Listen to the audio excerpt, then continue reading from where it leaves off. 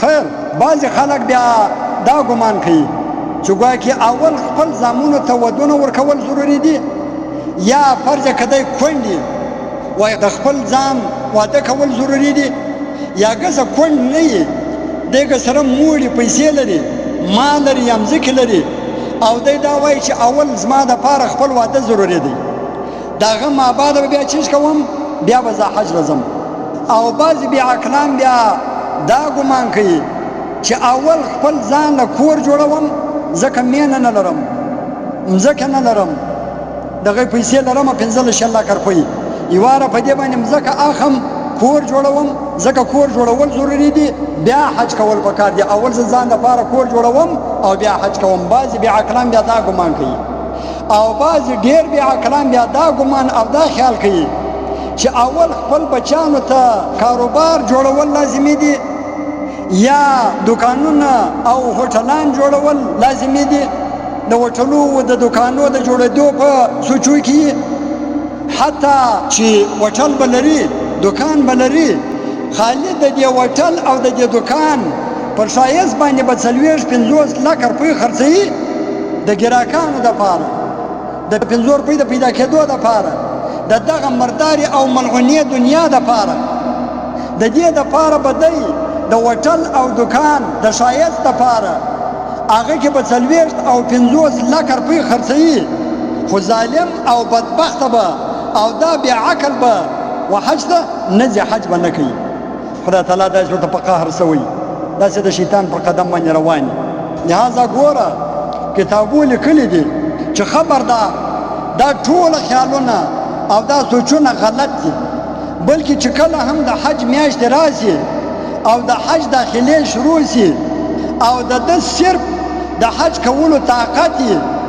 د حج کولو طاقت او قدرت لري نو اول به د هر څه څخه مخکې دی حج کوي د مینې د جوړېدو څخه مخکې د بچیانو د ودو څخه مخکې د بچیانو دپاره د کاروبار د جوړېدو څخه مخکې د هوټلو د دکان د ښایسته کېدو مخکې د دا ټولو څخه مخکې به دی چیز کوي حج به کوي لهذا د ده دپاره د بل شي انتظار کول نه دي پکار لهذا خو د دې مذکوره سوچو کولو په خارج کې زه مثال درته وایم چې دا کوم سوچونه دی کوي چې دا دونه غټه فریضه لکه حج دا یې شاته کړی د زامنانو بچیانو ودونې رامخته کړي یا یې فرض کړه مینه رامخته کړي یا یې د هوټل و د دکان ښایستوب رامخته کړي او یا یې د بچیانو دپاره کاروبار جوړېدل رامخته کړي دا دومره عظیمه فریضه لکه حج دا یې شاته کړی خو د دې کسانو دپاره زه یو خارج کې مثال ورکوم چې فرض کړه لکه یو څوک چې داسې ووایي چې زه به فرض لمونځ هلته کوم چې اول خپلو بچیانو ته واده وکړم یا خپل کور جوړ کړم یا بچیانو ته کاروبار جوړ کړم یا هوټل و دکان ور ښایسته کړم نو بیا زه هلته فرضي لمونځ کوم تر هغو پورې نه کوم آیا دا کار جایز دی چې یو څوک یو فرضي لمونځ قضا کړي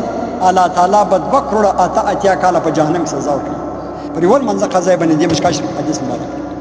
نو د دې لپاره تر لمونځ قضا کوي چې زه د زامنانو ودونه کوم یا مینه جوړوم نه د ډېر کسان په کاروبارو باندې اخته لمونځ نه کوي مدار خوره فاسقان او فاجران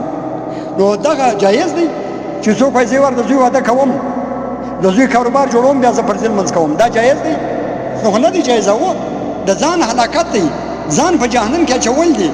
د خدای و قهر ته دعوت ورکول دي د خدای و عذاب ته دعوت ورکول دي دغه رنګه چې یو څوک پیسې ولري د حج د تګ و راتګ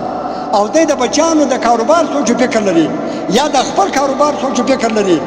یا د مینې او د بنګلې د جوړېدو فکر او سوچ لري د حج فریضه یې شاته کړي نو دا د الله تعالی و قهر او د الله تعالی و عذاب ته دعوت ورکول نو لکه څنګه چې د فرضي لمانځه په باره کې دا خیال کول غلط او ګناه ده نو خاص د حج په باره کې هم داسې خیال کول ګناه کبیره ده لہذا کچیری په ټول عمر کې صرف یو واره دا د حج په ورځو کې پرده باندې یو واره حج فرض په ټول عمر کې او دا حج نه وکي او بیا یې دا روپۍ لمزه کې دا دنیا دا پر بل شي باندې ولګوله دا جنوم لاړې او یو مخ مسکین شو